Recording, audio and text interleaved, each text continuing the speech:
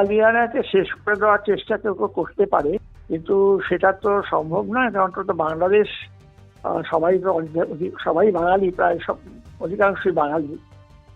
সুতরাং কেউ কেউ হয়তো চেষ্টা করতে পারে, যারা পাকিস্তান প্রেমী, যারা ততটা বাংলা ভাষাকে বাঙালিকে অতটা মূল্য দেয় না, তাদের কথা আলাদা। কিন্তু সংখ্যা গরিষ্ঠরাই বাঙালি।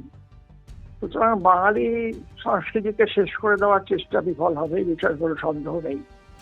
কিন্তু কারা করছে, কি করছে, এটা তো বলা মুশকিল। এখানে একটা অরাজকতা চলছে এখন। প্রথম কথা হচ্ছে নির্বাচিত কোনো সরকার নেই, তারপরে কয়েকজন মিলে দেশটা চালাচ্ছে। আর ওখানে অনেক রকমের মতবাদ মাথাচাড়া দিয়েছে, তার মধ্যে উগ্রবাদও আছে। সবকিছু মিলিয়ে একটা অদ্ভুত ব্যাপার হচ্ছে আত্মনাশের আয়োজন। এটা তো অন্য কারো ক্ষতি হবে না, নিজেদেরই ক্ষতি হবে, বাংলাদেশের নিজেদেরই ক্ষতি হবে। আর সংস্কৃতিকে ধ্বংস করলে জাতি থাকে কি? সুতরাং এটা বলতেই হবে যে তারা যা করছেন ভুল করছেন, দুর্ভাগ্যজনক ঘটনা, এ বিষয়ে কোনো সন্দেহ নেই। একটা মৃত্যু খুব দুর্ভাগ্যের ব্যাপার। ওসমান সাদি নিশ্চয়ই জনপ্রিয় নেতা ছিল, তাকে যারা গুলি চালিয়েছিল তাদের ধরে উপযুক্ত শাস্তির ব্যবস্থা তার জন্যই জনতার দাবি করা উচিত ছিল রাষ্ট্রের কাছে। সেখানে তারা কোনো রকমের বাধা না মেনে একটা অদ্ভুত হিংস্রতার বশবর্তী হয়ে তারা নানা ছায়ানটের মতো একটা প্রতিষ্ঠানকে আক্রমণ করছে, তার বাজনা এমনকি সঞ্জিদা খাতুনের ছবিকে নষ্ট করছে।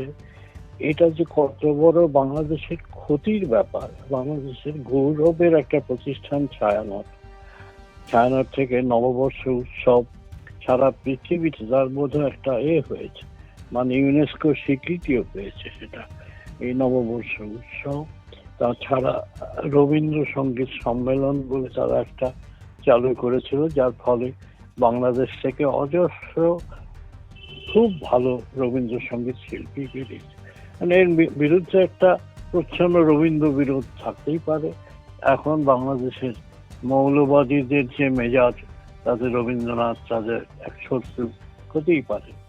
কিন্তু খবরের কাগজ কি দোষ করলো? খবরের কাগজকে পুড়িয়ে দেওয়া হয়েছে, আমি শুনেছি কয়েকটি মৃত্যুও ঘটছে, এবং বাংলাদেশের নানা জায়গায় মানুষও আক্রান্ত হচ্ছে, নানান ধর্মের মানুষ আক্রান্ত হচ্ছে, অন্য ধর্মের মানুষ আক্রান্ত হচ্ছে।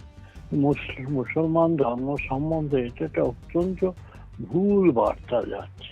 সৌদি আরবের মতো জায়গায় যেখানে ইসলামের মানে প্রতিষ্ঠা, সেখানে গান শেখানো হয় স্কুলে, আর এখানে একটা সঙ্গীত বিরোধী, নাটক বিরোধী, সংস্কৃতি বিরোধী একটা অবস্থান নিয়েছে বাংলাদেশের এই জনতা। শিক্ষা সংস্কৃতির ক্ষেত্রে একটা সার্বিক আক্রমণ, জনতার আক্রমণ।